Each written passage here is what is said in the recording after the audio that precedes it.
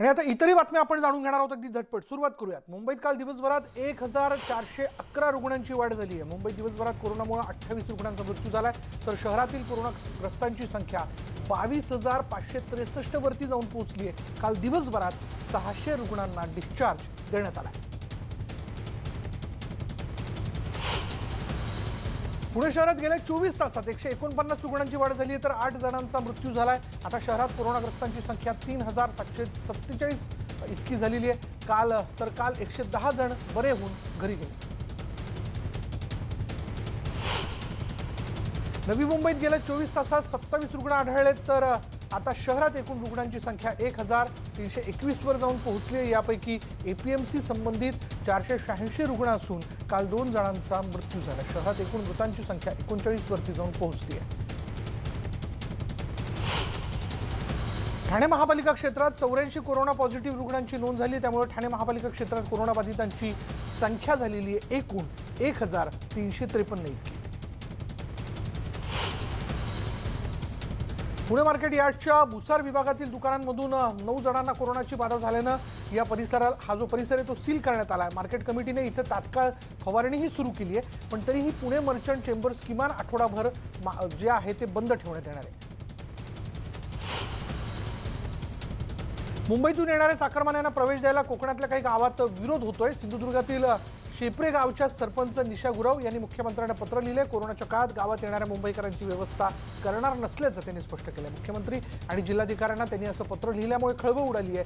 मुंबईकर कोणत्याही वेळी गावात येतात त्याची कल्पना ग्रामकृती दलाचा अध्यक्ष म्हणून सरपंचांना प्रशासनाकडून दिली जात नाही। हेच मुंबईकर जमाव करून सरपंचावर दबाव टाकत असल्याची निशा गुरव यांनी तक्रार केलेली आहे। महिला सरपंचांना याबाबत कोणतीही सुरक्षा दिली जात नसल्याचं त्यांनी या पत्रात म्हटलंय।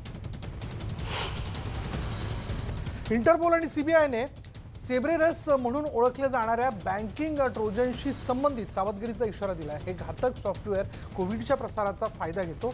नेटकऱ्यांना जाळ्यात अडकवण्यासाठी आणि SMS पाठवण्यासाठी कोविडशी संबंधित माहितीचं प्रलोभन दाखवण्यात येतं आणि ही माहिती डाउनलोड करण्याचं आमिष तुम्हाला धोकादायक लिंकपर्यंत घेऊन जातं। अमरावती जिल्ह्यातील थिलोरीत एका हटके लग्नाची चर्चा सगळीकडे सुरू आहे। इथं प्रथेप्रमाणे वधूवरांना एकमेकांच्या गळ्यात हार घातले, पण सोशल डिस्टन्सिंगचं अतिशय काटेकोर पालन करत म्हणजे वधूवरानं आधी स्वतःचे हात सॅनिटाईज केले आणि हाराला हात न लावताच एकमेकांच्या गळ्यात हार घातले। म्हणजे हातात हार घेण्याऐवजी काठीला हार लावत नवरदेव आणि नवरीनं चक्क एकमेकांच्या गळ्यात हार टाकले। हे हटके लग्न जे आहे ते लोकांच्या चर्चेचा विषय बनलाय। लॉकडाऊनच्या काळात विनाकारण फिरणाऱ्यांवर पोलिसांकडून कारवाई करण्यात येते। अकोला पोलिसांच्या वाहतूक शाखेनं अशाच विनाकारण फिरणाऱ्यांना दंड ठोठावलाय। कारणाशिवाय फिरणाऱ्या 15,000पेक्षा जास्त वाहन चालकांवर कारवाई करून लाखो रुपयांचा दंड वसूल करण्यात आला। सांगली जिल्ह्यातल्या एका गावात एका 6 महिन्याच्या बाळाचा चटका लावणारा मृत्यू झाला। तासगावच्या मतकुणकीमध्ये सोमवारी प्रचंड वादळी वाऱ्यासह पाऊस झाला आणि यावेळी घराच्या पत्र्याला असणाऱ्या आढ्याला या लहानग्याचा पाळणा बांधण्यात आला होता, पण वादळी वाऱ्यात तो पाळणा उडून गेला आणि 6 महिन्याच्या बाळाचा दुर्दैवी मृत्यू झाला। या घटनेमुळे जिल्ह्यात हळहळ व्यक्त होते। कोल्हापूर जिल्ह्यात कोरोनाचा कहर सुरूच आहे। जिल्ह्यात आज आणखी 39 जणांना कोरोनाची लागण झाली आहे। नवे रुग्ण हे सर्व रेड झोनमधून असल्याचं समोर आलंय। आजरा, राधानगरी आणि इतर तालुक्यातील रुग्णांचा यात समावेश आहे। नव्या कोरोना रुग्णांचं आता कोल्हापूर जिल्ह्यातील कोरोनाग्रस्तांचा आकडा 122 वरती जाऊन पोहोचला आणि त्यामुळे जिल्ह्यात भीतीचं वातावरण निर्माण झालंय।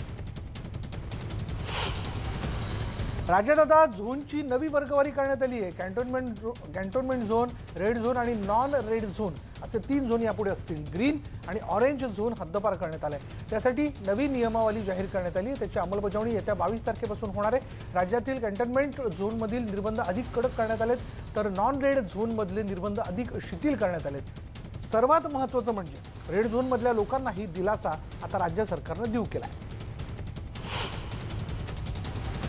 राज्य शासनाने बांधीपत्र, वैद्यकीय अधिकारी आणि परिचारिका याचं मानधन कमी केलं आहे असा दावा अमित ठाकरे यांनी केलाय।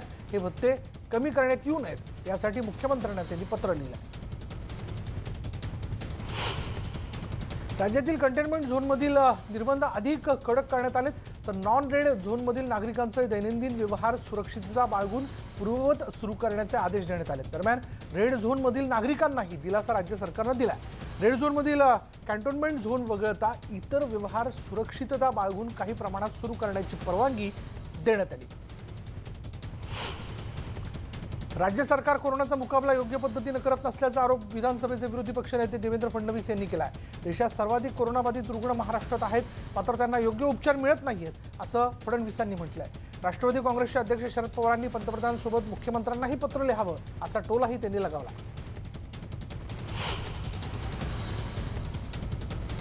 दिल्लीत केंद्रीय मंत्रिमंडळाची आज बैठक पार पडणार आहे। लॉकडाऊन 4 मध्ये होणारी ही मंत्रिमंडळाची पहिली बैठक असेल। कोरोना व्हायरसचं संक्रमण वाढत असताना आज सकाळी ठीक 11 वाजता ही बैठक होणार असल्याची माहिती मिळते। मुंबईत वांद्रे स्टेशनवर काल पुन्हा मजुरांची गर्दी बघायला मिळाली। वांद्रे स्टेशनवरून गाडी सुटणार असल्याची अफवा पसरल्यानं मजुरांनी इथे गर्दी केल्याचं बघायला मिळालं। त्यांनी गावी परतण्यासाठी ही गर्दी केली होती। कोरोनाच्या काळात एकीकडे कोरोना योद्धा म्हणून डॉक्टर, आरोग्य कर्मचारी, नर्सेस आणि कर्मचाऱ्यांचा गुणगौरव केला जातोय, तर दुसरीकडे मात्र ठाणे महानगरपालिकेतील जवळपास 70% आरोग्य सेवा कर्मचाऱ्यांना गेल्या 3 महिन्यांपासून वेतन देण्यात आलेलं नाहीये असा धक्कादायक खुलासा ठाणे महानगरपालिकेचे विद्यमान नगरसेवक मिलिंद पाटील यांनी केला। नवी मुंबई महापालिकेतील ठेकेदारांची मुजळी समोर आली आहे। कोरोनाच्या युद्धात त्यांनी काम बंद आंदोलन सुरू केलेलं आहे। कोरोनाच्या संकटात फवारणी करणार नसल्याचं ठेकेदारांचं म्हणणं आहे। जुन्या मागण्या रेटून प्रशासनाला वेठीस धरलं जातं आणि त्यामुळे कोविडच्या फवारणीचा प्रशासनावर ताण येतोय। या आंदोलनानंतर प्रशासनाकडून ठेकेदारांना नोटीस बजावण्यात आली। कोरोनाच्या पार्श्वभूमीवर लॉकडाऊनमध्ये सर्व कामं बंद होती, मात्र शासनाने शासकीय कामं सुरू करण्याची परवानगी दिली आणि त्यानंतर भिवंडी शहरातील धामणकर नाका ते BNN कॉलेज समोरील रोडचं काम निकृष्ट दर्जाचं असल्याचं एका वकिलानेच म्हटलेलं आहे। त्यांनी त्याबद्दलचा भांडाफोड केला आहे। त्याचा व्हिडिओ व्हायरल करण्यात आला आणि त्याची महापालिकेने दखल घेऊन संपूर्ण रोड JCBच्या साहाय्याने उखडला आहे। मात्र ईगल इन्फ्रास्ट्रक्चर या कंपनीवर कडक कारवाई करून आतापर्यंत केलेल्या कामांची चौकशी करण्याची मागणी जी आहे ती करण्यात येते। चौथ्या टप्प्यातील लॉकडाऊनमध्ये बीड जिल्ह्यात सोशल डिस्टन्सिंगचा फज्जा उडाल्याचं चित्र पाहायला मिळालं। शहरातील मुख्य बाजारपेठेत मोठ्या प्रमाणात गर्दी पाहायला मिळाली। मुंबई पुण्यावरून बीडमध्ये आलेल्या 11 नागरिकांमध्ये कोरोना आढळून आला होता आणि यापैकी एका महिलेचा मृत्यूही झाला होता आणि यामुळे नागरिकांनी खबरदारी घ्यावी असं प्रशासन आवाहन करत आहे। ठाणे महानगरपालिकेच्या छत्रपती शिवाजी महाराज रुग्णालयात आरोग्य कर्मचाऱ्यांनी अधिष्ठितांना घेराव घालून आपला निषेध व्यक्त केला। सुमारे 50 नर्स, वॉर्ड बॉय आणि इतर कर्मचाऱ्यांना वरिष्ठांकडून त्रास होत असून कामावरून घरी जाण्यासाठी वाहन व्यवस्था दिली जात नाही। ज्या नर्स आणि आरोग्य कर्मचाऱ्यांना कोरोनाची लागण झाली आहे त्यांना योग्य सुविधा दिल्या जात नाहीत असा निषेध त्यांनी व्यक्त केला, अशी तक्रार नोंदवली आहे।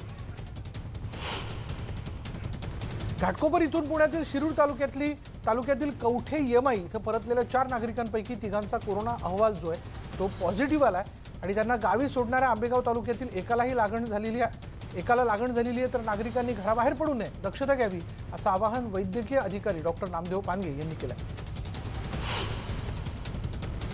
मुंबईत कोरोना रुग्णांचा आकडा 20,000च्या पार गेलेला आहे। आता मुंबईतील सरकारी रुग्णालय पूर्णपणे भरून गेलेली आहेत। त्यामुळे आता घाटकोपर पश्चिमेला असलेल्या कामालेन इथलं विद्यार्थ्यांचं वसतिगृह पालिकेने ताब्यात घेतले। घाटकोपरमधील हिंदू सभा चॅरिटेबल ट्रस्ट रुग्णालयातील डॉक्टर यांच्या देखरेखीत कोरोनाच्या रुग्णांवर उपचार करण्यात येत आहेत आणि या वसतिगृहाचे 4 मजले ताब्यात घेण्यात आले असून यात 125 कोरोनाबाधित रुग्णांवर उपचार करण्यात येणार आहेत।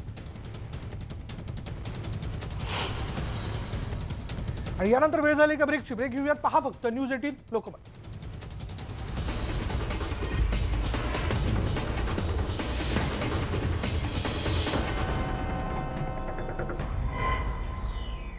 ब्रेकनंतर आपलं स्वागत। ब्रेकनंतर जाणून घेऊयात इतरही बातम्या। मुंबईतल्या घाटकोपरमध्ये कोरोना सेंटरला स्थानिकांनी विरोध केलाय। कोरोनाचा फैलाव होण्याच्या भीतीने नागरिकांनी विरोध दर्शवलाय। लोकप्रतिनिधी आणि प्रशासनासमोर नागरिकांनी विरोध केला। यावेळी सोशल डिस्टन्सिंगचं उल्लंघन करण्यात आलं।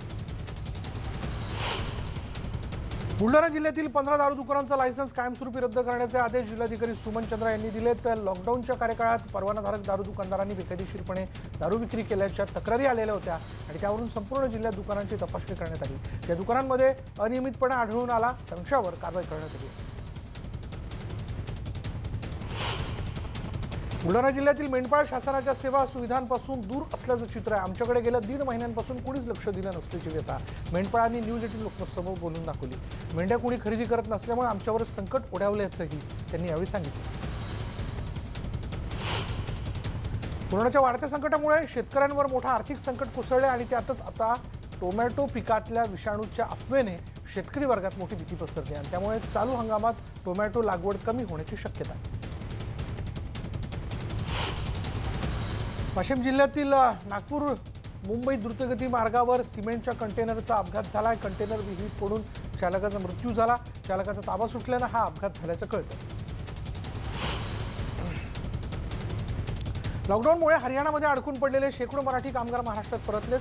सनदी अधिकारी मकरंद खेतमलिश यांच्या पुढाकाराने कामगारांना त्यांच्या घरी परत येता आलंय. राज्यात 4 दिवसात 62,916 ग्राहकांना घरपोच मद्यविक्री सेवा देण्यात आल्याची माहिती राज्य उत्पादन शुल्क आयुक्त कांतीलाल उमाप यांनी दिली आहे. 15 मे पासून घरपोच मद्यविक्री सेवा देण्यात आली आहे. सोमवारी 28,729 ग्राहकांना घरपोच मद्यविक्री सेवा देण्यात आल्याचंही त्यांनी यावेळी सांगितलं. त्यानंतर वेळ झाले का ब्रेकची. ब्रेक घेऊयात. पहा फक्त न्यूज 18 लोकमत.